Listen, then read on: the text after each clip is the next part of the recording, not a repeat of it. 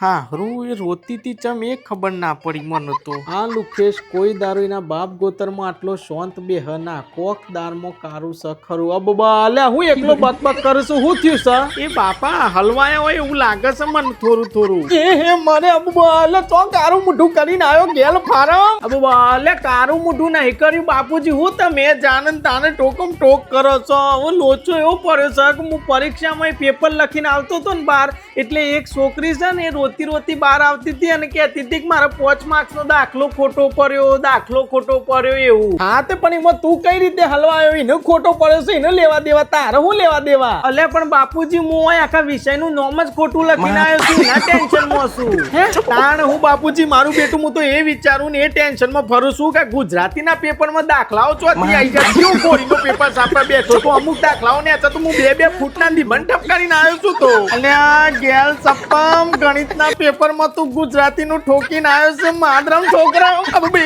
ગણિત શાસ્ત્રી